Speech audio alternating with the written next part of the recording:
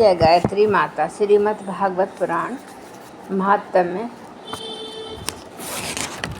तीसरा अध्याय।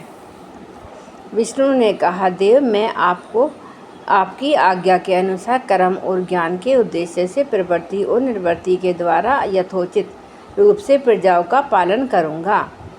कालक्रम से जब जब धर्म की हानि होगी तब तक अनेकों अवतार धारण कर पुनः धर्म की स्थापना करूँगा। भोगों की इच्छा रखने वाले हैं उन्हें अवश्य ही उनके लिए हुए यज्ञ आदि कर्मों का फल अर्पण करूँगा, तथा जो संसार बंधन से मुक्त होना चाहते हैं, विरक्त हैं, उन्हें उनके इच्छानुसार 5 प्रकार की मुक्ति भी देता रहूँगा।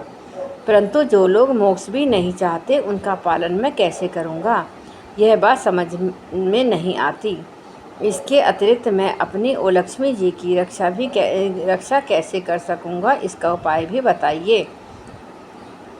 विष्णु की यह प्रार्थना सुनकर आदि पुरुष श्री कृष्ण ने उन्हें श्रीमद् भागवत का उपदेश किया और कहा, तुम अपने मनोरथ की सिद्धि के लिए इस श्रीमद् भागवत शास्त्र का सदा पाठ किया करो। उस उपदेश से विष्णु भगवान का चित्त प्रसन्न हो गया और वे लक्ष्मी जी के साथ प्रत्येक मास में श्रीमद् भागवत का चिंतन करने लगे। इससे वे परमार्थ का पालन और यथार्थ रूप से संसार की रक्षा करने में समर्थ हुए।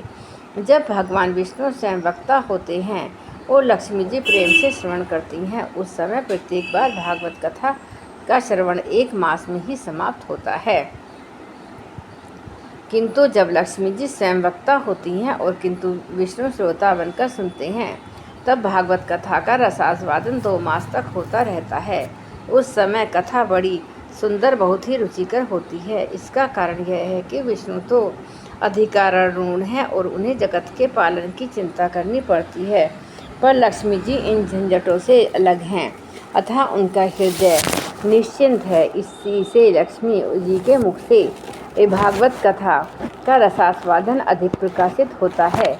इसके पश्चात रुद्र ने भी जिन्हें भगवान ने पहले संहार कार्य में लगाया था, अपनी सामर्थ्य की वृद्धि के लिए उन परम पुरुष भगवान श्री कृष्ण से प्रार्थना की। रुद्र ने कहा, मेरे प्रभु देव, मुझ में नित्य नैमित्तिक और प्राकृत संहार की शक्तियाँ तो हैं, पर आत्यंतिक संहार की शक्ति बिल्कुल नहीं है। यह मेरे लिए बड़े दुख की बात है। इसी कमी की पूर्ति के लिए मैं आपसे प्रार्थना करता हूँ। बृहस्पति जी कहते हैं, रुद्र की प्रार्थना सुनकर नारायण ने उन्हें भी श्रीमद् भागवत का ही उपदेश किया।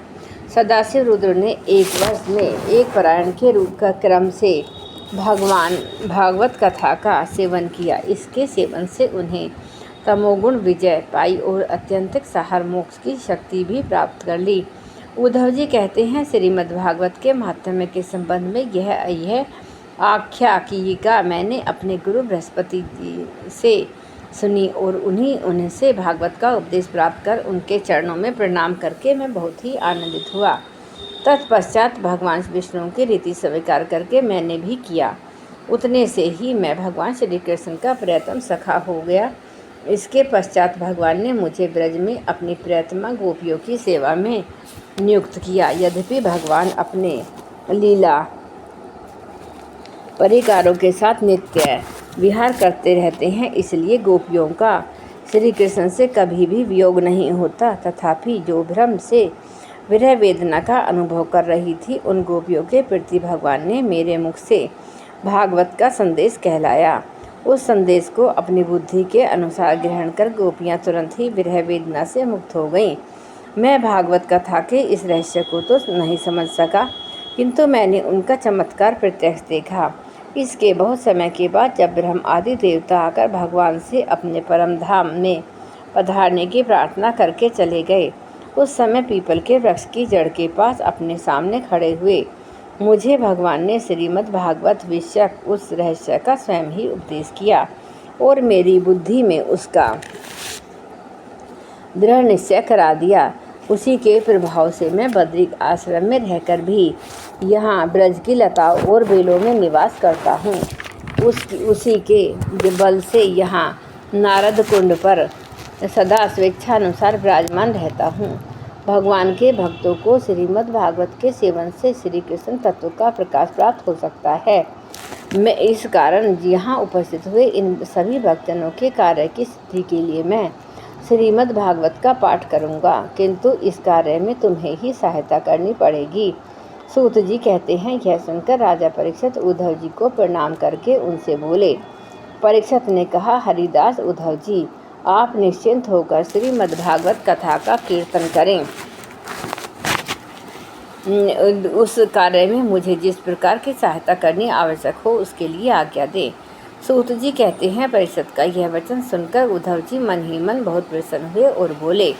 उद्धव जी ने कहा, राजन, भगवान श्री कृष्ण ने जब से इस पृथ्वी तल का परित्याग कर दिया है तब से यहाँ अत्यंत बलवान कलयुग का प्रभुत्व हो गया है। जिस समय यह शुभ अनुष्ठान यहाँ आरंभ हो जाएगा, बलवान कलयुग अवश्य ही इसमें बहुत बड़ा विघ्न डालेगा। इसलिए तुम दिग्विजय के लिए जाओ और कलयुग को जीतकर अपने वश में करो। इधर मैं तुम्हारी सहायता से वैष्णवी रीति का सहारा लेकर 1 महीने तक यहाँ श्रीमद् भागवत कथा का रसास्वादन कराऊंगा और इस प्रकार भागवत कथा के रस का प्रसार करके इन सभी श्रोताओं को भगवान मधुसूदन के नित्य गोलोक धाम में पहुँचाऊँगा। सूत जी कहते हैं, उद्धव जी की बात सुनकर राजा परीक्षित पहले तो कलयुग विजय पाने के विचार से बड़े ही प्रसन्न हुए, परंतु पीछे यह सोचकर कि मुझे भागवत कथा के श्रवण से वंचित रहना ही पड़ेगा, चिंता से व्याकुल हो उठे। उस समय उन्होंने उद्धव जी से अपना अभिप्राय इस प्रकार प्रकट किया। राजा परीक्षित ने कहा, हे तात, आपकी आज्ञा के अनुसार तत्पर होकर मैं कलयुग को तो अवश्य ही अपने वश में करूँगा, मगर श्रीमद् भागवत की प्राप्ति मुझे कैसे होगी? मैं भी आपके चरणों की शरण में आया हूँ, अतः मुझ पर ही आपको अनुग्रह करना चाहिए। सूत जी कहते हैं, उनके इस वचन को सुनकर उद्धव जी पुनः बोले। उद्धव जी ने कहा, राजन, तुम्हें तो किसी भी बात के लिए किसी प्रकार की चिंता नहीं करनी चाहिए, क्योंकि इस भागवत शास्त्र के प्रधान अधिकारी तो तुम ही हो। संसार के मनुष्य नाना प्रकार के कर्मों में रचे पचे हुए हैं। ये लोग आज तक प्राय भागवत श्रवण की बात भी नहीं जानते। तुम्हारे ही प्रसाद से इस भारतवर्ष में रहने वाले अधिकांश मनुष्य श्रीमद् भागवत की कथा प्राप्ति होने पर शाश्वत सुख प्राप्त करेंगे। महर्षि भगवान श्री सुखदेव जी साक्षात नंदनंदन श्री कृष्ण के स्वरूप हैं। वे ही तुम्हें वह श्रीमद् भागवत की कथा सुनाएंगे, इसमें तनिक भी संदेह की बात नहीं है। राजन, इस कथा के श्रवण से तुम ब्रजेश्वर श्री कृष्ण के नित्य धाम को प्राप्त होगे।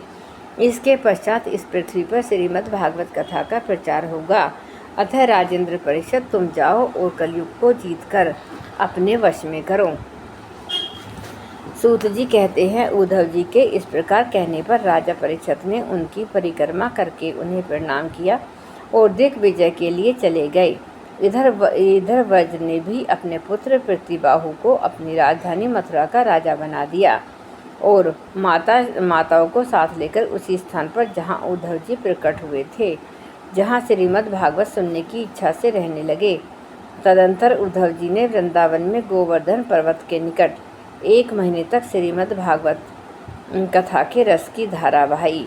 उस रस का आस्वादन करते समय प्रेमी श्रोताओं को दृष्टि में सब ओर भगवान की सच्चिदानंदमयी लीला प्रकाशित हो गई और सर्वत्र श्री कृष्ण चंद्र का साक्षात्कार होने लगा। उस समय सभी श्रोताओं ने अपने को भगवान के स्वरूप में स्थित देखा। ब्रजनाभ से ने कृष्ण के दाहिने चरण कमल में अपने को स्थित देखा और श्री कृष्ण के विरह शोक से मुक्त होकर उस स्थान पर अत्यंत सुशोभित होने लगे। ब्रजनाभ की वे रोहिणी आदि माताएं भी रास की रजनी में प्रकाशित होने वाले कृष्ण रूपी चंद्रमा के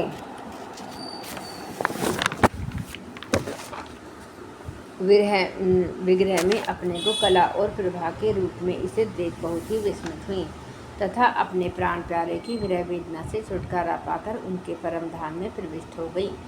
इनके अतिरिक्त जो भी श्रोतागण वहाँ उपस्थित थे, वे भी भगवान के नित्य अंतर लीला में सम्मिलित होकर इस स्थूल व्यवहारिक जगत से तत्काल अंतर्ध्यान हो गए। वे सभी सदा ही गोवर्धन पर्वत के कुंज और झाड़ियों में वृंदावन, कामवन आदि वनों में तथा वहाँ के दिव्य गौओं के बीच में श्री कृष्ण के साथ विचरते हुए अनंत आनंद का अनुभव करते रहते हैं। जो लोग श्री कृष्ण के प्रेम में मग्न हैं उन भावुक भक्तों को उनके दर्शन भी होते हैं। सूत जी कहते हैं, जो लोग भगवत प्राप्ति की कथा को सुनेंगे और कहेंगे उन्हें भगवान मिल जाएंगे और उनके दुखों का सदा के लिए अंत हो जाएगा। जय गुरुदेव, जय गायत्री माँ।